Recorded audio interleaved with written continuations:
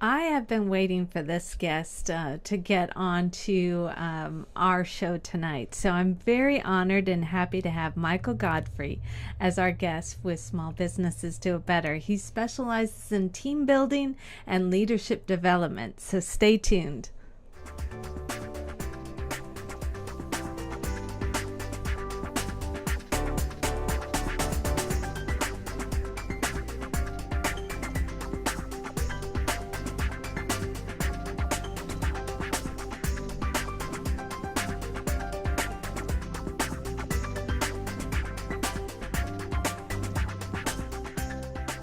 Hello and welcome to episode 23 of Small Businesses Do It Better, where we interview many of our clients and small businesses around the U.S. We're actually growing in our interviews that we're reaching out for all different kinds of small businesses. So you could be called soon, hopefully. This is Kathy and Carissa, and we are interviewing every Tuesday night a small business, usually in Ovaleye's members. We are a hosting provider, and that's actually who sponsors this.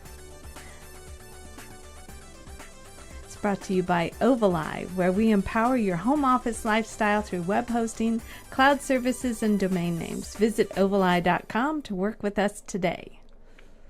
And by Audible. Get your free Audible book download at www.audibletrial.com/Ovaleye. Over 100,000 titles to choose from for your iPhone, Android, Kindle, or MP3 player. I just downloaded this book right there. Hold on. The Lean Startup. It's excellent. I recommend it. In fact, you get a free download with Audible if you check that out right now. It's audibletrial.com/Ovaleye, and get your free trial. You can actually pick any of the books behind me. Start with Why is another great book. So I'm Kathy. I'm the Chief Decision Maker at Ovaleye.com, and this is... I'm Carissa, and I'm the Community Relations Manager. So we're very happy to have a guest on tonight that I've been talking to, I think, for a year now. I have to ask Michael how he became a member of Ovaleye, because the minute I talked to him on the phone, I fell in love with this guy's voice. He is contagious. I mean, he's just hilarious. And so you'll all meet him, and I'm going to have to talk really fast because he's on it, and you will laugh. He's laughing in my ear now. So it's going to be a fun night, so be ready. We'll talk all about what he specializes in, and he is quite active. So it's going to be fun. I want to give a quick shout out to a couple people who are talking with us on Twitter. So if you want to chat with us on Twitter, get social, use the hashtag SBDIB for Small Businesses Do It Better. Say hi to Amber Myers, who is at BrowsingB, which stands for Browsing Brunette. And she's one of our virtual road trip stops. We interviewed her. So yes. Hi, Amber. Hello. And then also to Eddie and Bill Merwitzer of PostNet in North Carolina. They're at PostNet NC141. They're talking to us, and I think that's really cool. Well, thank you very much. So hi to you guys. Yeah, she do a lot of our Twitter feeds, so thank you. And Facebook updates. Okay, so without further ado, let's get Michael. It's Michael Godfrey. He owns Organizational Alchemy. Welcome, Michael. Hello. Now you're all calm. Don't be calm. No. give me 2 minutes. I'll get jazzed up. Okay, good. You're funny. I know your introduction was so kind. You set the bar so high. Oh, don't you are amazing. You are sweet. the best phone voice I think I've ever had. Oh my goodness, you're very kind. You're very kind. Well, that's how we met. I listened to your introduction, and I was referred to you by a small business coach I was using, Carrie Kohlhaas. Oh, that's right. Yeah, of Thought Shop Consulting, and I actually called you because I said, I see that you're a women-owned business specializing in women businesses. Like, do you even take guys? Like, is that okay? We just hit it off from there. So, Yeah, I use you guys. You guys are great. And of course, I have to give a shout out because I am up at all hours and I had an internet problem and I called you at 9 a.m. on a Sunday and you helped me walk through it for like an hour. It was so great. I'm always so grateful for that. So thank you. Thank you. And it's a joy to work with you, Michael. Oh, you're a sweetheart. I totally told you. I remember this for anybody who's listening. When I talked to Kathy, I said, I'm totally the client that's going to call you with my own problem and I'm unable to solve it. You're going to have to talk me through it. I'm so sorry in advance. Oh, no, you're such an easy person to work with. So, yeah, not a big deal at all. But I'm so thrilled to be here. This is fun. This is a lot of fun. Yes.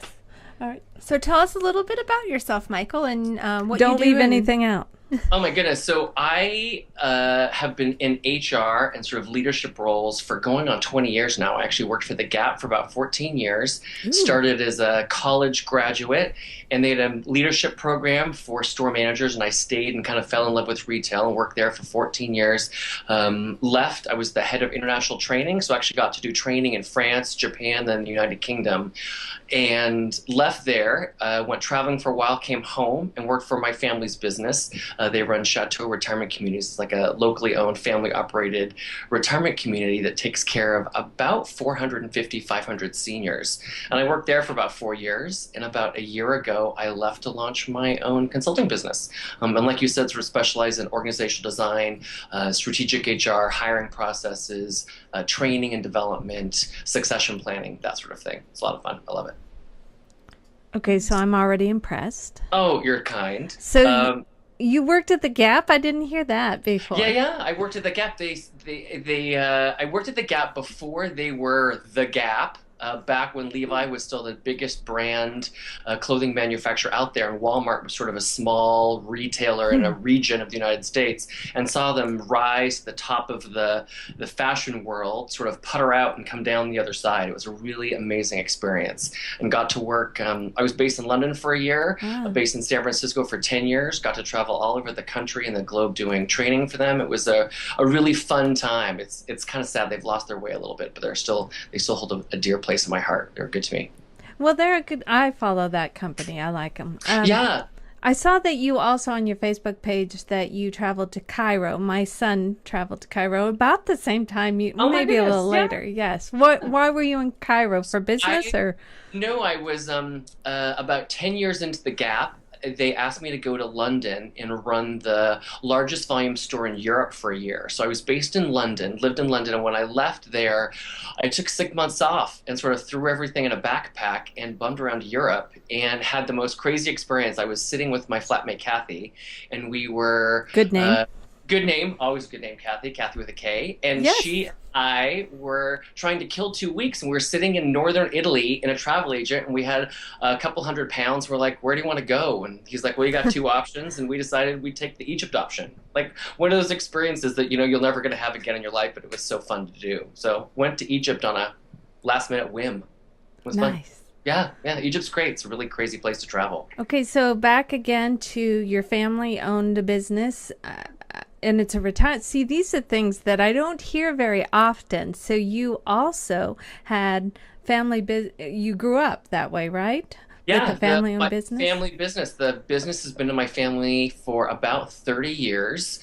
Started with one retirement community, is now 3 strong. Wow. Bothell, Linwood, and Renton. That's not an easy business either. No, it's not an easy business. You know what I loved about it is The Gap was selling people cotton clothing that may not needed another t-shirt, but retirement was taking care of people's grandparents. It was a really sweet, wonderful business. I really, really liked it. And it is complex. It's 24/7. It's sort of hospital meets hotel, meets travel, meets care. It's a really... And health and all of that in there. All that stuff. You really have to have a really diverse set of staff and skills on your team in order to make that business work. I learned a tremendous amount. I was the last kid to join. I was the one that held out the longest, and it was a lot of fun. I had a good time.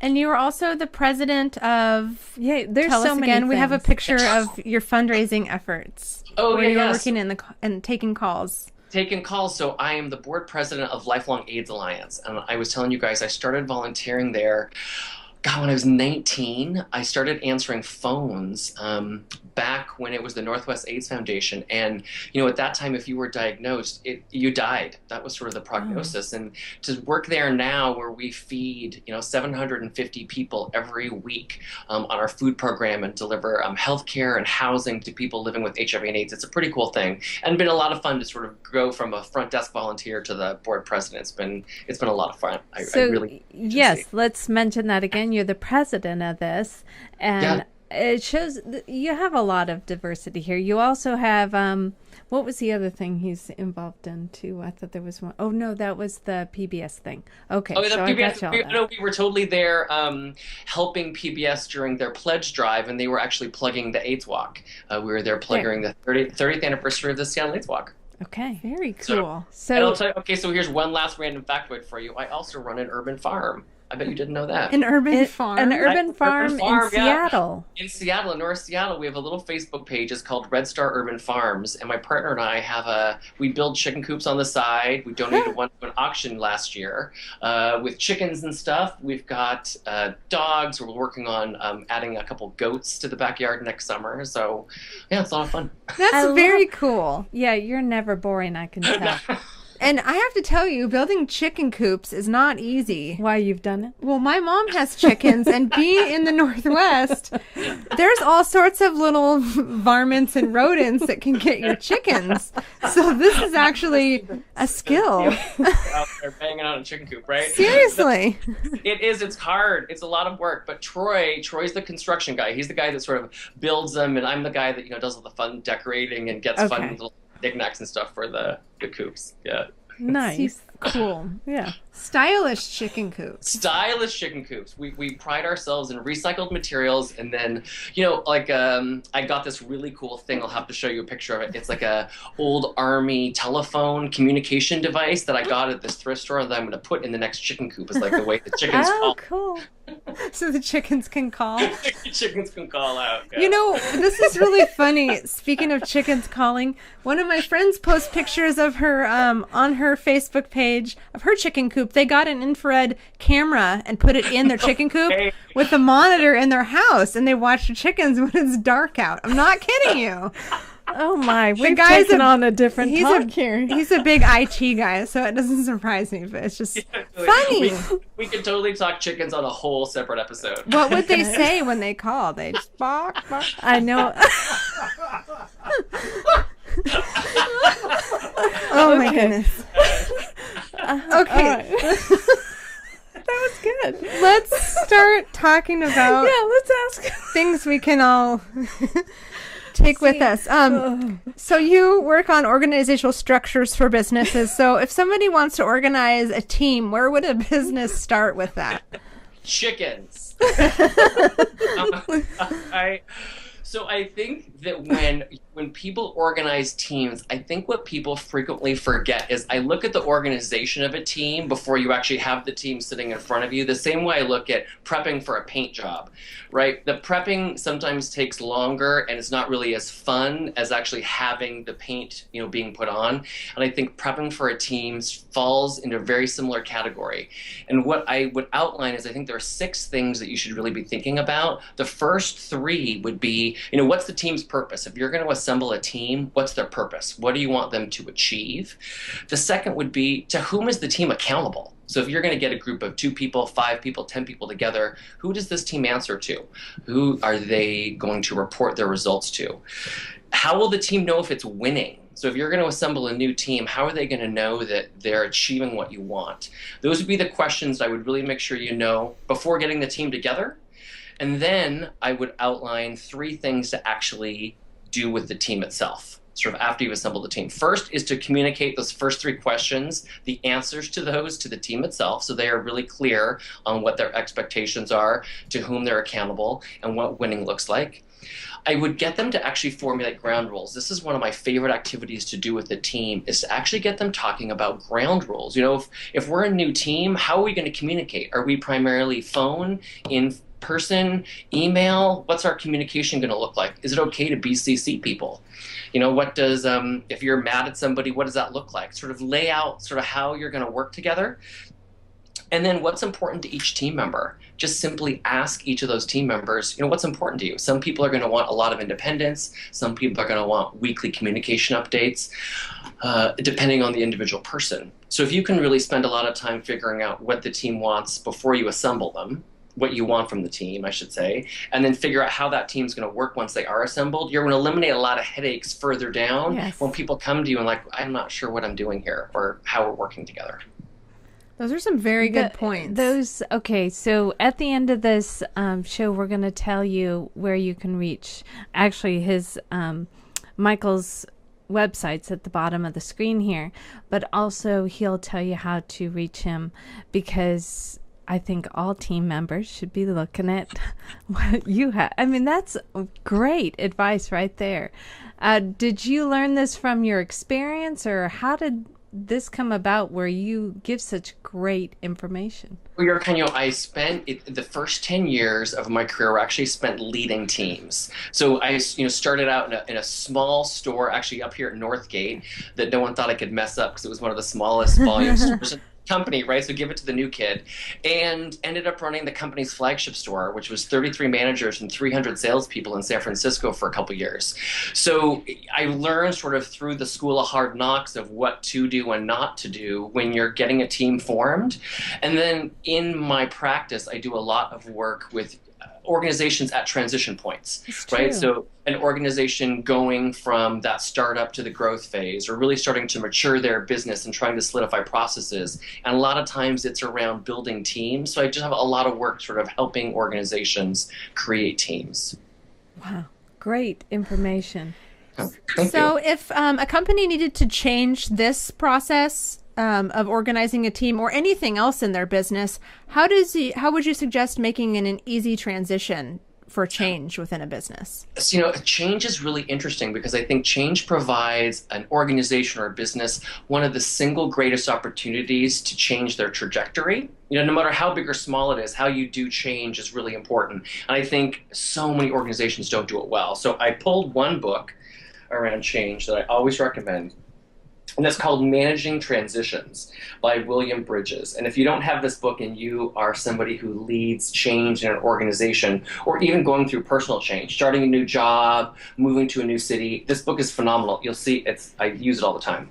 And what he talks about is that change is really an emotional thing, right? So let's say you start a new job on Monday, that's the event, but change is all the emotional stuff that happens after. And you go through these processes of having to lose, let go, sort of forget how you did things in the past, explore how you're going to do new things in the future. And it's almost like going through the grieving process. And he sort of outlines ways that you can help people through change. It's a phenomenal book. So what I'd say is, fundamentally remember that change is emotional. And if you're leading the change, you've had months frequently, right, to sort of think about the change, plan the change, etc. And when you deliver it to the group, they may not know or have been through all the thought and a transition that you've already been through. And so that right there is the perfect tip. It's very emotional, and you might have already been through some of this, and then, right? Yeah, that's really good information. You sort of, I think as an agent of change, sometimes it's part leader but part sheepdog, right? Making sure that all the people are sort of coming along with you, and you can't just do it from the front. You've also sort of got to be at the back, making sure that the stragglers, the people who aren't necessarily right on board or following along, also know where you're going and sort of keep up. Yeah, and I'm going to have to watch this again tonight before I post this tomorrow, but I'll have all these links for all these books because he has a couple more. I'm getting that. Oh, yeah, I have two more, yeah. Okay. All right. So I'll have all these on the website tomorrow on ovaleye.tv, yeah. so we can all go back and get them ourselves. Oh, well, yeah. Put them in our bookshelves back here.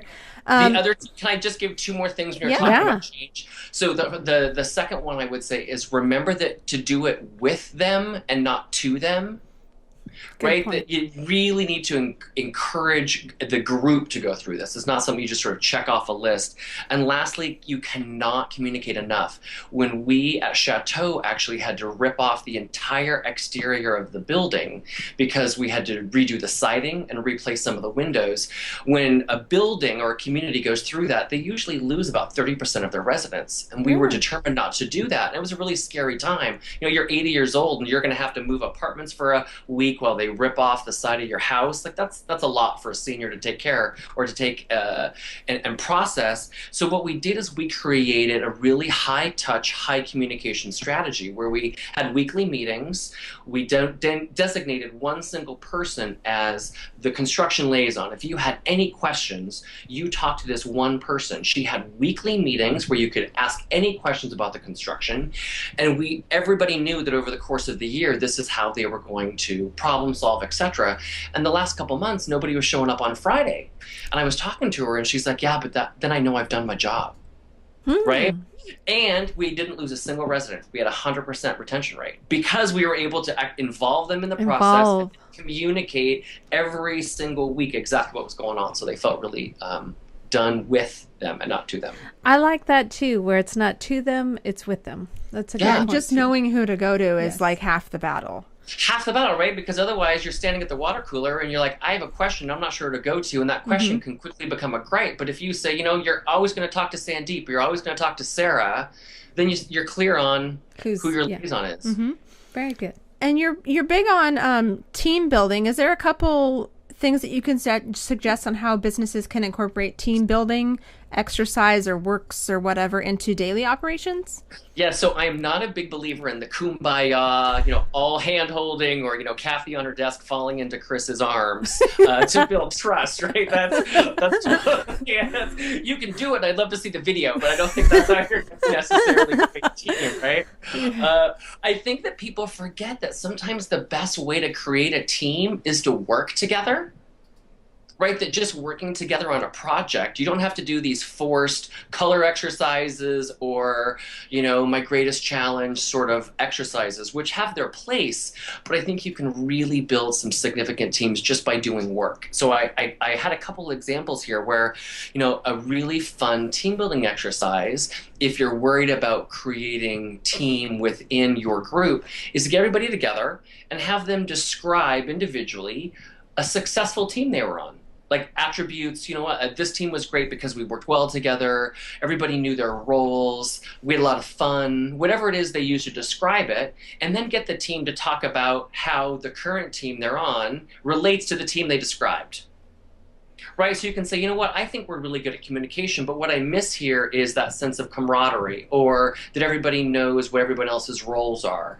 And it gives you an easy way to sort of talk about team, and you as a leader able to identify what it is you need to work on. Because I think a lot of times leaders say, I need team building, so this is the activity we're going to do. But what if you're not solving for the right problem? If your team building is all about enhancing communication, but you've got great communication but a lack of trust, then you're not really solving the problem. So sometimes going to the team and engaging them in the question helps you figure out exactly what it is you need to do. Now, see, I'm trying to get in all of this that you're saying, so I'm going to have to watch this again. Yes. But that's another great tip. So, and we're also going to chop up this video and start putting it all over the place. Am I going to end up doing some sort of crazy dance to some funny music on YouTube someplace? I think maybe Go that ahead. could be it. Oh God, I opened Pandora's box. I think at the end you'll be watching him dance. Yeah. Oh God, no. We all have our embarrassing dances on YouTube see, somewhere. She's done that. You already. too. Oh yeah. All right. So we both have done it, Michael. It's your turn. Okay. So what are some ideas on how to implement education or personal development into employees? Okay, so this is where I'm going to hold up my second book. Okay. Which is called Now Discover Your Strengths. This is an oldie but a goodie. This was really a big book, sort of mid-90s. And what I really like about this book is its philosophy is a little bit different than most. And what its philosophy, the author's premise is that say you're good at 70% of your job, and there's 30% that, you're not really great at. More than likely, your employer, your boss is going to spend a lot of time trying to develop that 30%. When really, if they focused on really growing that 70%, you're going to be so much happier and so much more productive. So I think sometimes it's really trying to determine, are you solving for a deficiency or do you want to grow a skill you already have? Grow the skill you already have. Oh, amen. Because 9 times out of 10, right, like for me, I'm not good at Excel.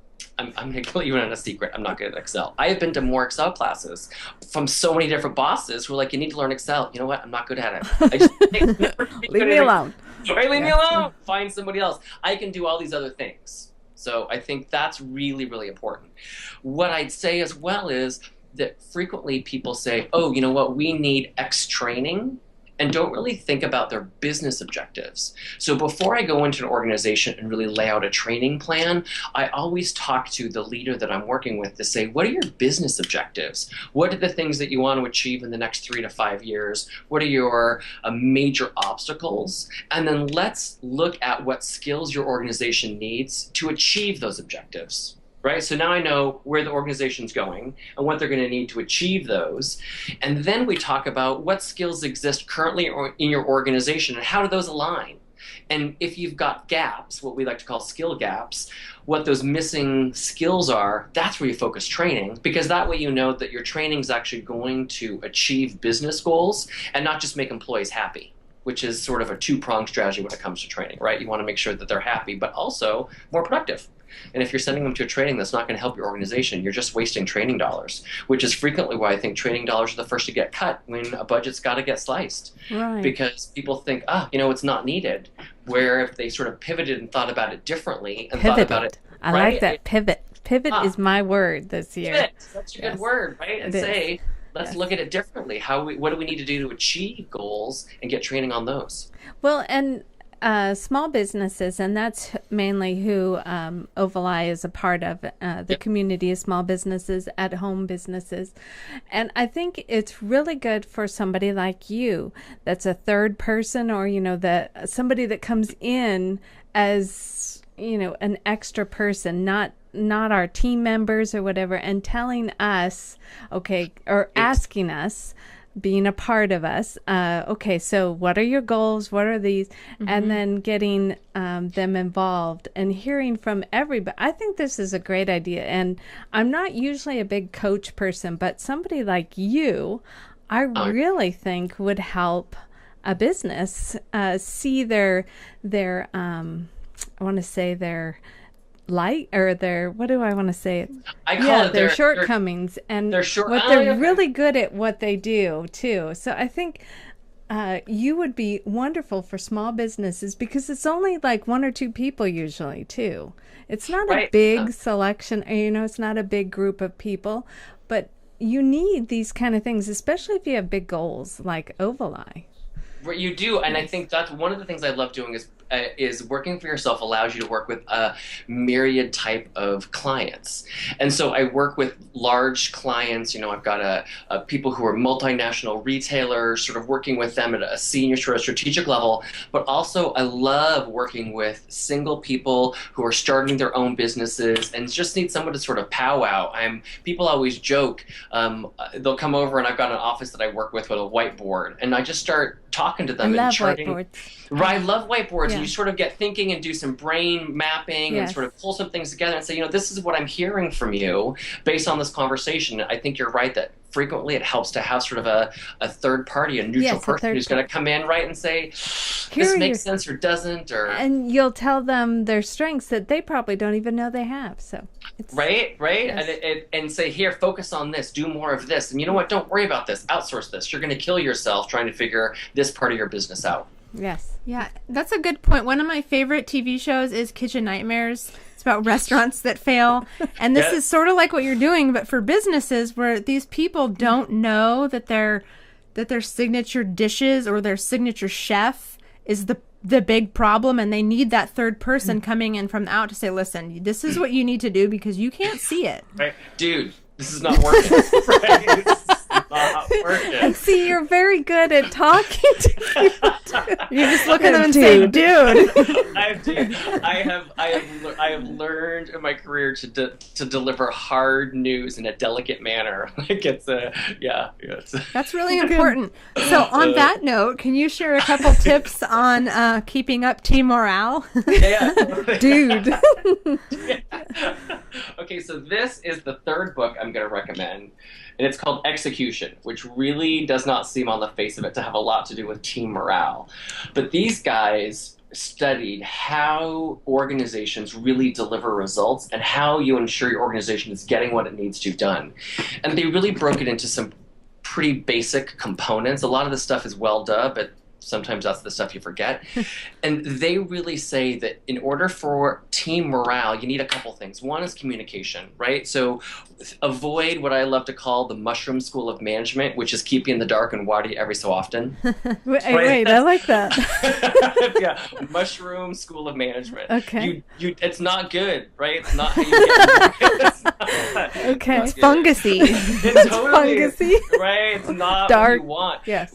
I love to proselytize, talk a lot about the sunshine policy, right? Keep it open, communicate, let people know what's going on. People want to feel a part of something. They want to feel like their skills, their contributions are for a greater good, whatever that good is, and just helping them buy in is really important. That And is then another great tip right there, though, because I hear that a lot. So, okay, listen to that, and we're going to have this on ovaleye.tv too. Okay. Keep going. Sorry, I interrupted. No, you're good. The second thing I'd say is, I know we talked a little bit about this, but does the team know if they're winning? I think I always picture that sort of, 5-6-year-old soccer match where everybody's huddled around the ball and they just sort of run like this, right? There's no winning. It's just all about the ball. And the team, they have no idea if they've won or not. That's not really what the point is. And as you grow older and your skill develops, then you start to play positions and you know whether or not you're winning. Does your team know if they're winning or not? And that can be hard if you're trying to accomplish a multi-year rollout. You're trying to launch a business. What does success look like? Is it 10 customers this week? Is it 100 customers? Is it one new client? What does success look like? And then the third is recognition. People want to be told they're doing a good job. They want to hear that. And it could be as easy as, I've got one client and the boss, she prints out emails that she gets on her team members, like compliments, and she just puts them on a wall.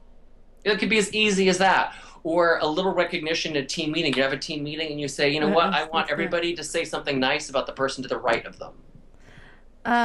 We were just going around just now in the studio here that you should be writing a book. Or pitching a reality show. Oh, You're so kind. A book, can you imagine? Oh my goodness, I can barely focus to write a blog. I can't imagine writing a book. You can have someone write it for you. You can just sit there and talk and they'll just do it for you. I don't know if they can write that fast. Right? Yeah. Get your video recorder. That's what one of our road trip stops did. He had someone do it for him because he's just like, I cannot do this. Yeah. Oh. So, you should look into it. You have some great advice. So much good advice, Michael. You guys are kind. You know what? It's the school of hard knocks.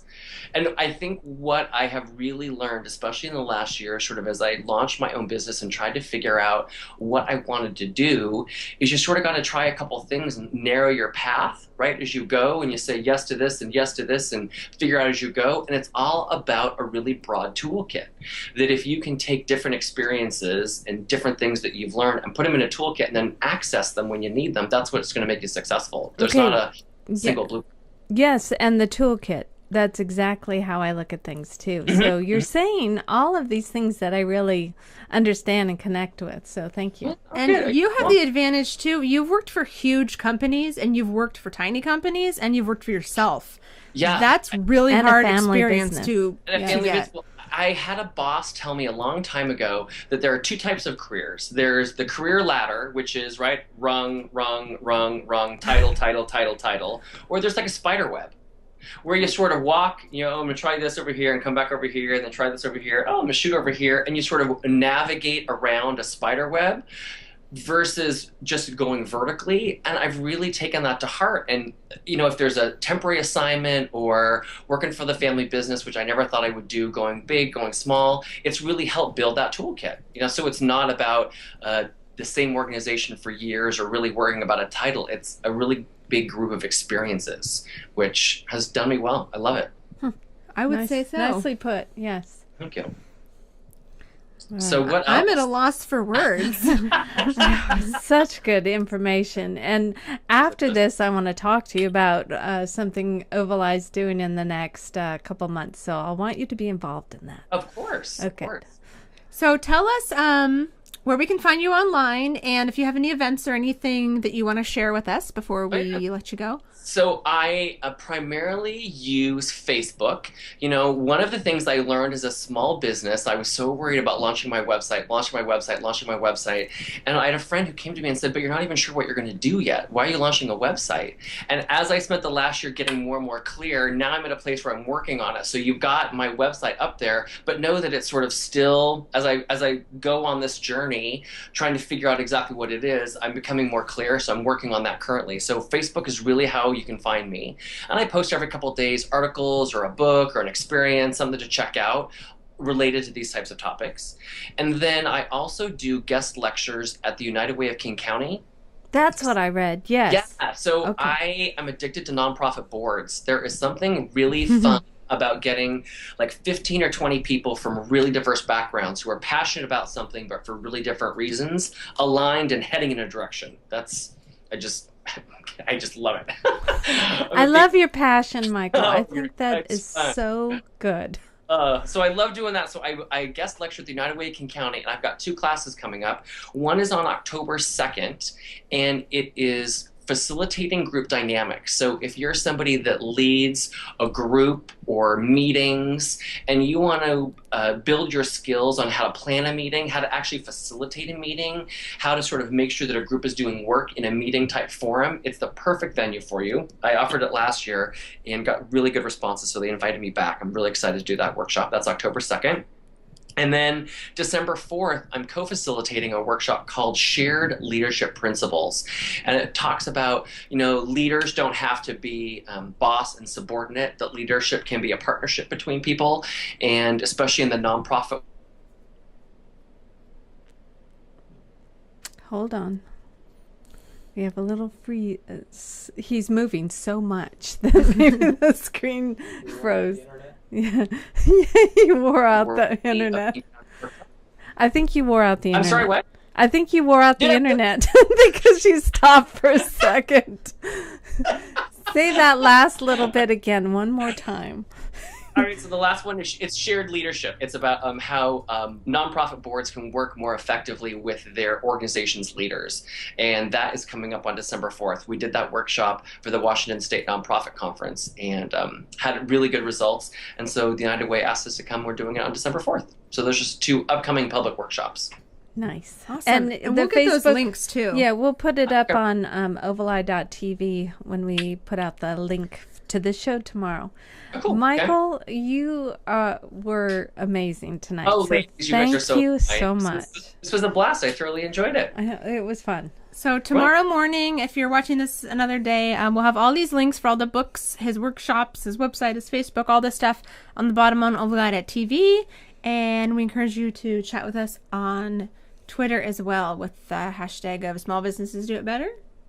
Okay, so Michael, thank you again. And yes, don't hang up. I want to talk to you after this. I won't. Take care. Right. Bye, guys. So like Carissa said, check out ovaleye.tv for all of his links and his book recommendations.